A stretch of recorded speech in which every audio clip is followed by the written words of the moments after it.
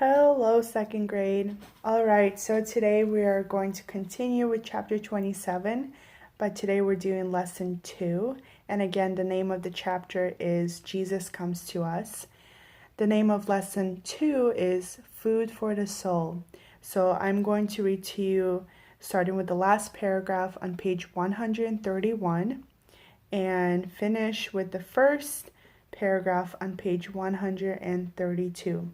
So if you want to go to those pages, you're more than welcome to pause this video and grab your books. If not, that's okay too. You can just listen to me.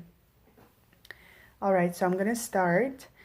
When you receive Holy Communion, it will be one of the greatest things that ever happens to you.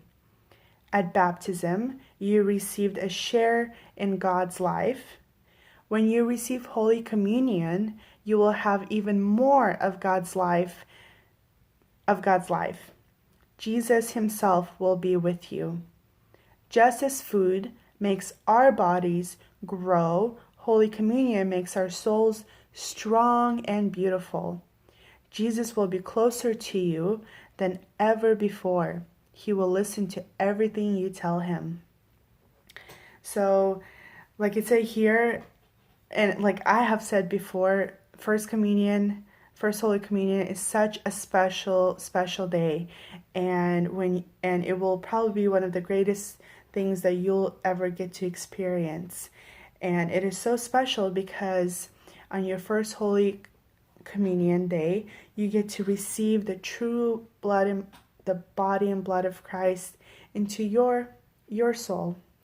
And so, a couple of things that I would like to talk about is the difference between the food that we intake daily for our bodies and the difference between the Holy Communion food for our souls.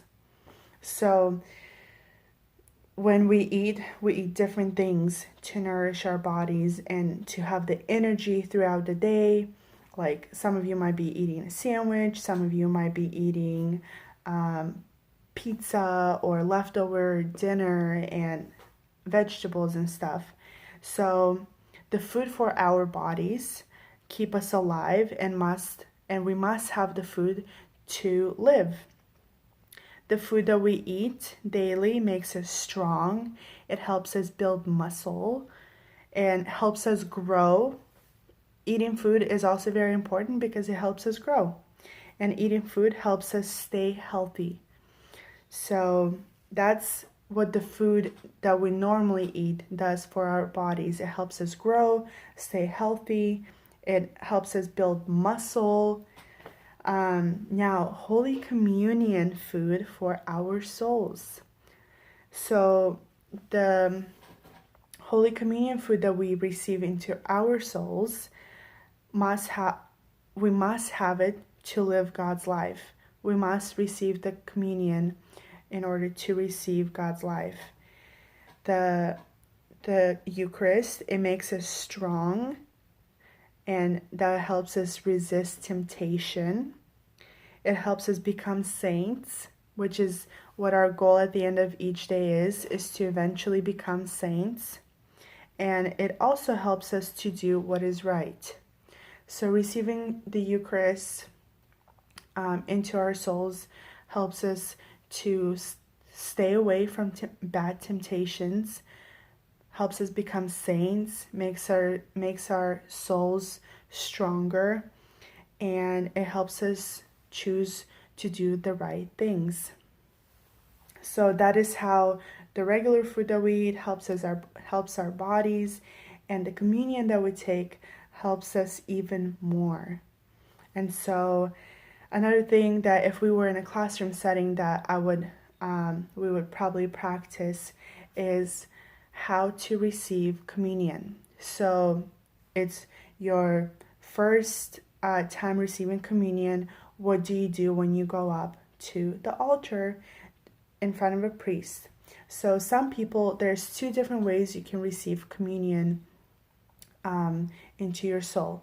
You can make a kind of like this is how you can hold your hands if you're receiving communion by hand. So this is the first way. You can go like this, and then they'll say body of Christ, and then they'll put it on your hand. You'll take it, put it in your mouth respectfully, make the sign of the cross, and then go to receive the blood of Christ. So that's one way of receiving communion. The other way of receiving communion, which is what you're going to be doing when you receive it with the class, is receiving it on the tongue. So you'll go up to the altar, to the priest, and you're going to gently stick your tongue out respectfully, like so, and the priest will put the host on your tongue, and you'll just put it back and go to the chalice. So two ways. You can receive it by hand, or you can receive it on the tongue. Okay? So if we were in class, we would actually practice, but do make sure at home that you practice how to receive communion. So by hand or by tongue, and it depends on where you receive your first communion. If you're receiving it at St. Mark's, you will receive it on the tongue. Okay? All right, if you have any questions, please let me know, and I will talk to you guys more about this when we have our Zoom meeting. And your homework is to do page, let's see, you're going to do page 106. 106. All right, have a wonderful day, you guys.